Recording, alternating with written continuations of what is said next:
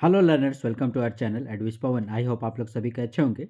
आज का हम लोग का टॉपिक क्लास 12 इंग्लिश कोर्स से रिलेटेड होने वाला है। काफ़ी इंपॉर्टेंट क्वेश्चन का आज भी हम लोग डिस्कशन करने वाले हैं।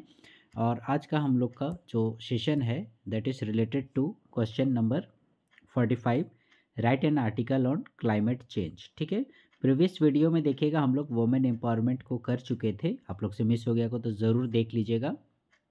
ठीक है, तो आज का हम लोग का टॉपिक है article on climate change, that means जलवायु परिवर्तन। ओके, आइए देखते हैं क्या कहता है इसमें।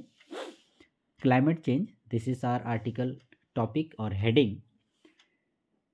Climate change refers to long term shifts in temperature. सबसे पहले तो जैसा कि मैंने बताया था, आर्टिकल जो भी हम लोग लिखते हैं तो आर्टिकल में फर्स्ट ऑफ ऑल जो टर्म दिया रहेगा, जो टॉपिक दिया रहेगा, उसको हम लोग को डिस्क्राइब करना पड़ेगा कि आखिर ये क्लाइमेट चेंज है क्या चीज़। ठीक है, उसके बाद फिर जो है हम लोग उससे रिलेटेड जो प्रॉब्लम्स हैं, जो समस्या है या मेन पॉइंट्स क्या उस टॉपिक के बनते हैं वो बतलाए गए हैं। ये देखिएगा नेक्स्ट पैसेज में इसमें।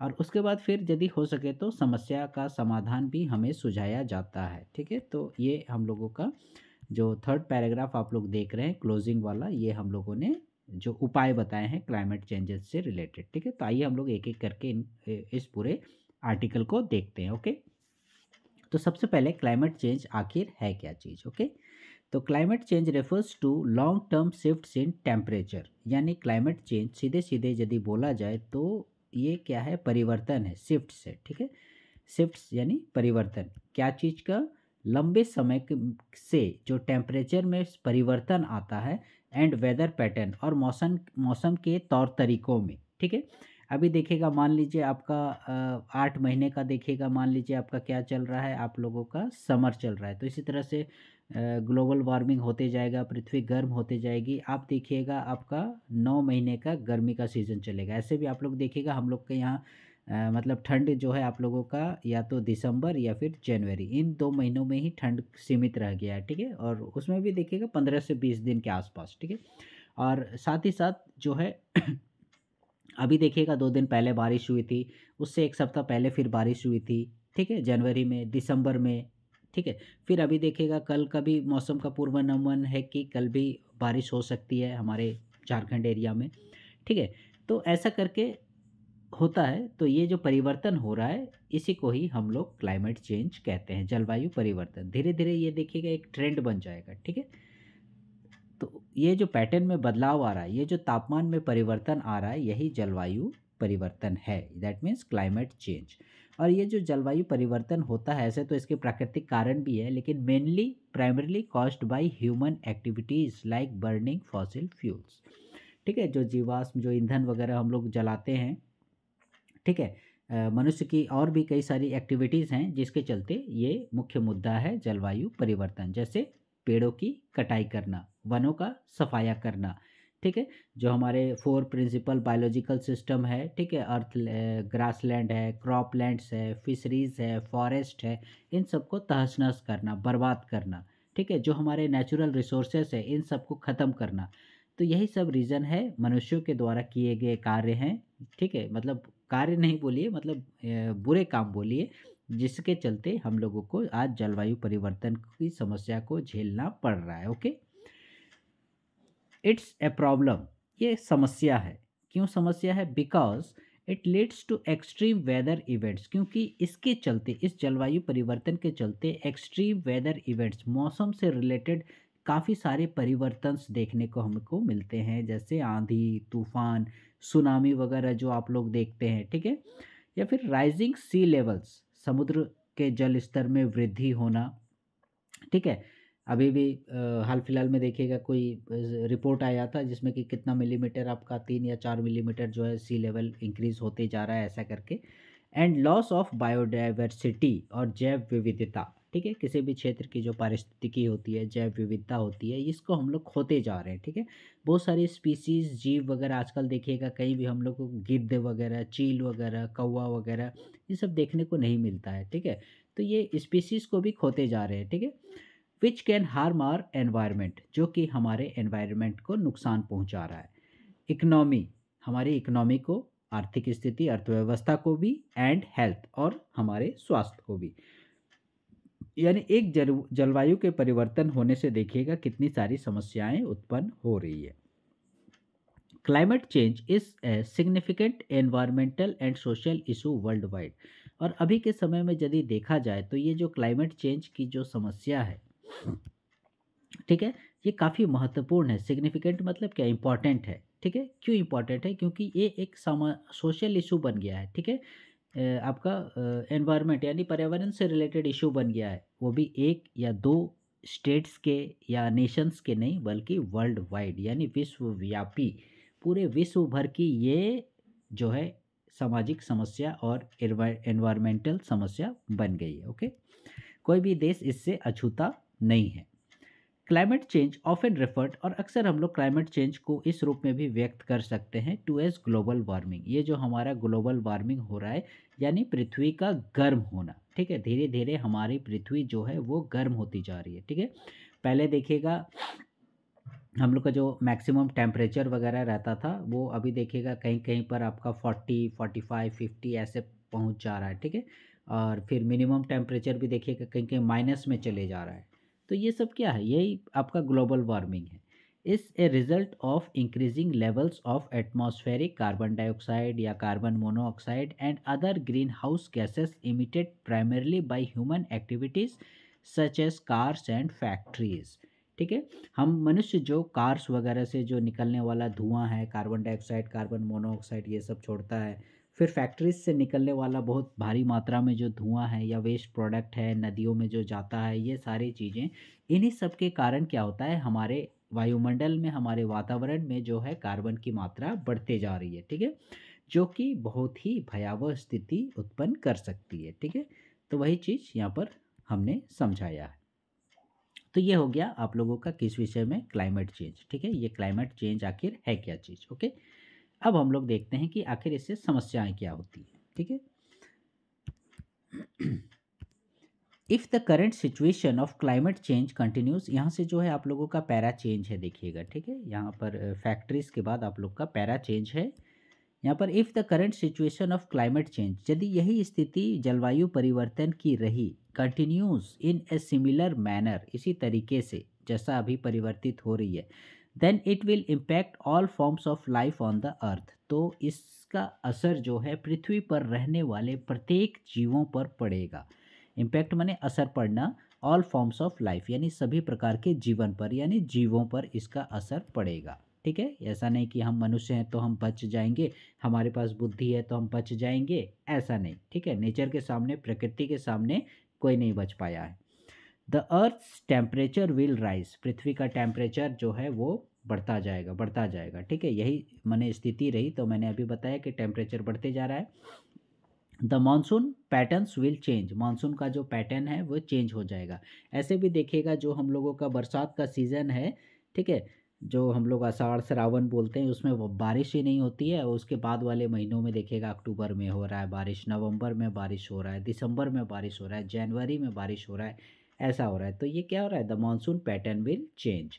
सी लेवल्स विल राइज, इसकी चर्चा हम लोग कर चुके हैं कि समुद्र का जल स्तर भी बढ़ता जाएगा। स्ट्रॉम्स, ये जो आंधी तूफान वगैरह है। फिर वॉल्केनिक इरप्शन, ये होता है ज्वालामुखी उद्गार। ठीक है, एंड नेचुरल डिजास्टर, और इसी प्रकार से बाढ़, भूकंप, ये सारी चीज़ें विल ऑकर फ्रिक्वेंटली। ठीक है, फ्रिक्वेंटली मतलब क्या, लगातार।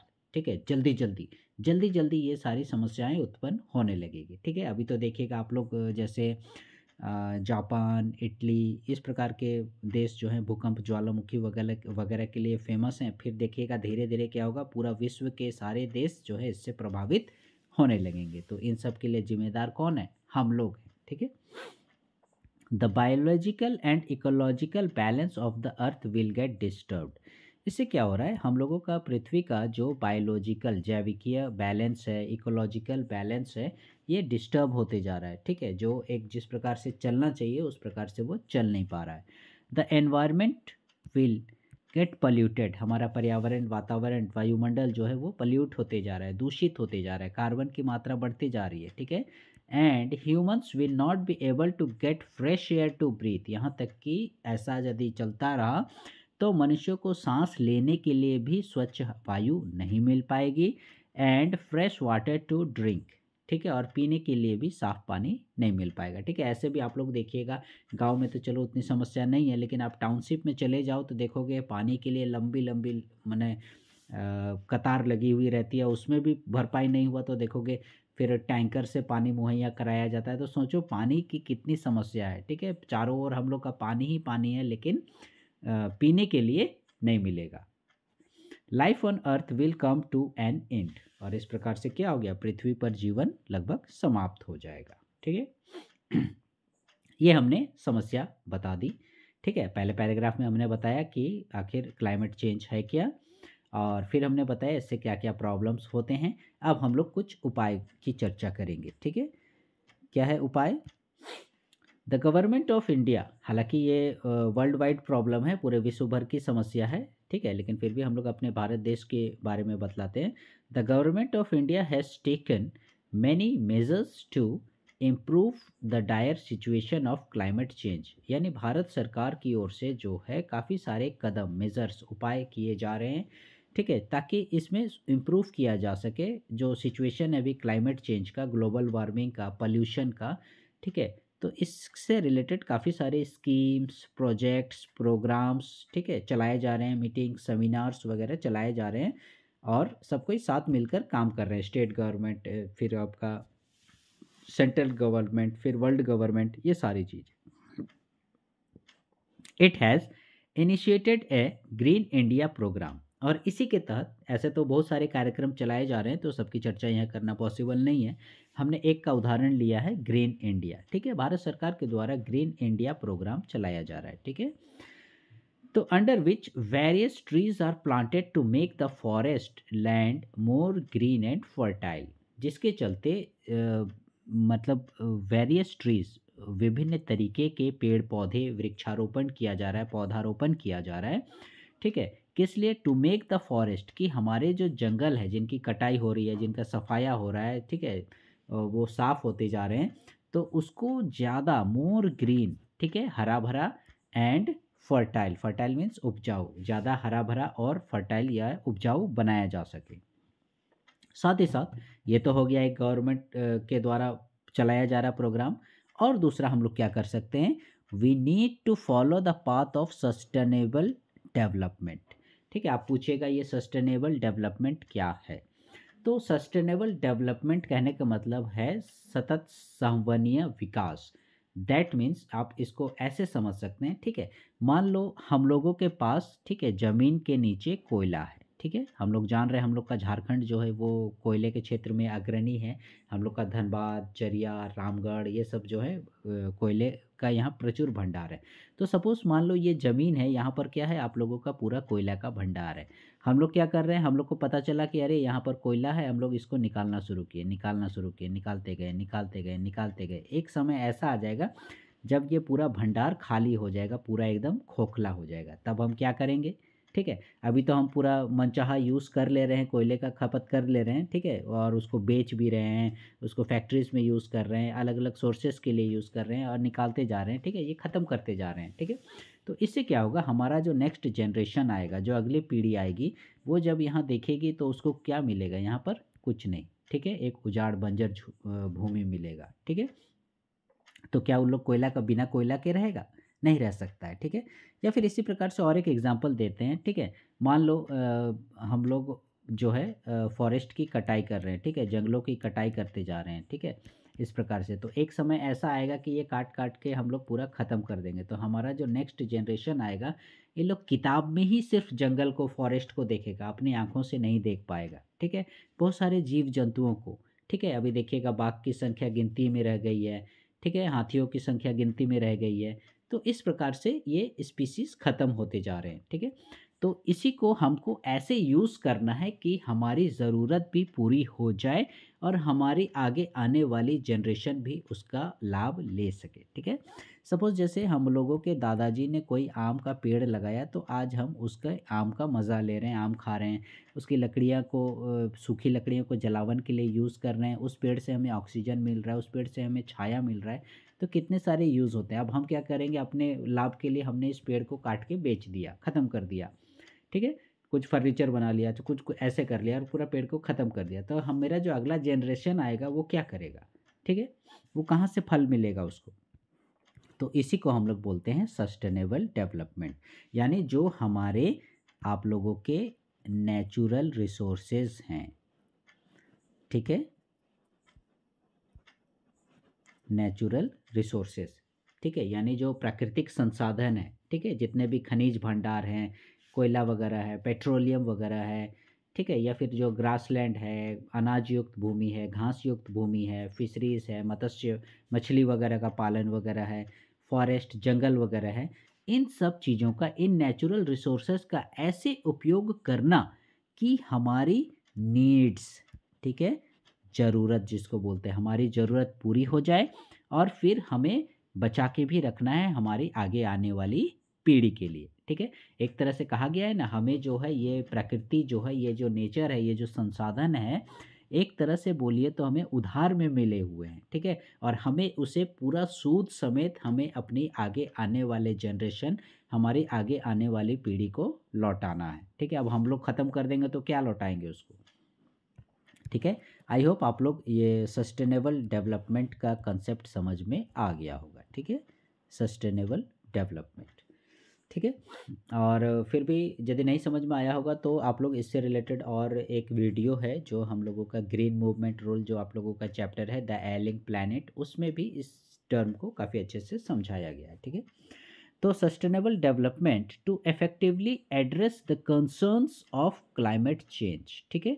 तो इस तरह से हमें क्लाइमेट चेंज को संभालने के लिए, उसे रोकथाम के लिए, उसका सामना करने के लिए सस्टेनेबल डेवलपमेंट के तरीके को अपनाना पड़ेगा। साथ ही we need to minimise the use of fossil fuels, हम लोगों को फॉसिल फ्यूल का जितना हो सके कम उपयोग करना पड़ेगा, which is a major cause of global warming, जो कि ग्लोबल वार्मिंग का एक बड़ा मुद्दा है। वी मस्ट अडॉप्ट, इसके अलावा और हम लोग क्या कर सकते हैं, अडॉप्ट माने अपनाना, हम लोग क्या अपना सकते हैं, अल्टरनेटिव सोर्स ऑफ एनर्जी, ठीक है, अल्टरनेटिव सोर्सेज ऑफ एनर्जी, ठीक है, कोई भी चीज़ का उपयोग करने के लिए, सच एज हाइड्रो पावर, यानी जल से जो वाटर प्लांट वगैरह होते हैं जहाँ वाटर से बिजली वगैरह उत्पन्न की जाती है, इस प्रकार के हाइड्रो प्लांट, हाइड्रो पावर, फिर सोलर एनर्जी, विंड एनर्जी, इन सब का उपयोग कर सकते हैं। आप लोग देखिएगा गवर्नमेंट की ओर से जो है इस प्रकार की योजनाओं के लिए काफ़ी सारे स्कीम्स चलाए जा रहे हैं और लोगों को प्रोत्साहन भी दिया जा रहा है, उन, ठीक है, उन्हें सब्सिडी दी जा रही है कि आप लोग हाइड्रो पावर का यूज़ कीजिए, सोलर एनर्जी का यूज़ कीजिए, अपने घरों में सोलर एनर्जी लगाइए, ठीक है, ऐसा करके। महात्मा गांधी सेड दैट, महात्मा गांधी ने कहा था, ठीक है, क्या कहा था भाई, ये कहे थे, earth provides enough to satisfy every man's need but not any man's greed, ठीक है, कि इस अर्थ ने हमें बहुत सारी चीज़ें प्रोवाइड की हैं, ठीक है, एनफ, एनफ मतलब क्या होता है, सफिशिएंट, काफ़ी, ठीक है, इस पृथ्वी ने हमें काफ़ी कुछ दिया है जिससे कि एवरी मैंस नीड, हम लोग सभी व्यक्तियों की ज़रूरतें पूरी हो सके, ठीक है, but not any man's greed, greed माने क्या होता है, लालच, ठीक है, किसी आदमी की ज़रूरत को आप पूरी कर सकते हो लेकिन किसी लालची की ज़रूरत को आप पूरी नहीं कर सकते हो, ठीक है, कोई लालची है तो उसे आप संतुष्ट नहीं कर सकते हो। तो वही महात्मा गांधी कहे थे कि पृथ्वी हमने हमें सारा कुछ दिया है, सारी खनिज संपदा, प्राकृतिक संपत्ति, ठीक है, इतना सुंदर जलवायु, इतना सुंदर वातावरण, सारा कुछ दिया है, लेकिन हम मनुष्य जो हैं, अब हम लोग यदि लालची हो जाएंगे, ठीक है, वही मैंने बोला कि मैं अपने फ़ायदे के लिए धड़ाधड़ पेड़ काट के बेचते जाऊंगा, ठीक है, तो ये इसका कोई अंत नहीं है, ठीक है, वो उसके आप संतुष्ट नहीं कर सकते हो, ठीक है, उसको यदि मतलब किसी भी चीज़ से उसकी भरपाई नहीं हो सकती है। तो वही चीज़ बोला है गांधी जी ने कि ये पृथ्वी ने हमको हमारी ज़रूरतें के लिए सब कुछ दिया है, सभी आदमियों को दिया है, ठीक है, एवरी मैंस नीड, सभी व्यक्तियों की ज़रूरत को पूरा करता है, लेकिन यदि but not any man's greed, लेकिन किसी व्यक्ति के लालच को नहीं पूरा कर सकता है, ठीक है। विद दिस व्यू, और इसी नज़रिए के साथ, इसी विचार के साथ, we must remodel our outlook, हमें अपने आउटलुक, देखने के नज़रिए, देखने के अंदाज, जीवन यापन का तरीका, ठीक है, इन सबको बदलना पड़ेगा and achieve the goal of sustainable development, और इस संवहनीय विकास के जो लक्ष्य है हमारा, इसकी प्राप्ति कर सकते हैं, ठीक है। सो लर्नर्स, ये था हम लोगों का आज का टॉपिक क्लाइमेट चेंज से रिलेटेड। आई होप आप लोगों को पसंद आया होगा और काफ़ी डिटेल से इसमें समझाने की कोशिश भी की गई है। फिर भी आप लोग यदि नहीं पसंद आया होगा तो कमेंट सेक्शन में इस चीज़ को ज़रूर मेंशन कीजिएगा, ठीक है। फ्यूचर में हम लोग जो है जैसा कि हमने बताया, ये क्लाइमेट चेंज आज का टॉपिक हो गया, वुमेन एम्पावरमेंट हो गया, ठीक है। अब हम लोग का इस सेक्शन में यानी राइटिंग सेक्शन और इस लॉन्ग क्वेश्चन आंसर सेक्शन में सिर्फ एक क्वेश्चन बच गया है, वो है आप लोगों का question number 44, the electoral literacy club, ठीक है। तो इसको भी हम लोग जल्द ही पूरा करने की कोशिश करेंगे। आप लोग हमारे वीडियो में चैनल के साथ बने रहिएगा, ठीक है। Please stay connected with our channel advice Pawan and please like share subscribe our channel, ठीक है। और आप लोग कमेंट नहीं करते हैं, कमेंट ज़रूर कीजिएगा आप लोगों को कैसा लगा आज का सेशन। Thank you.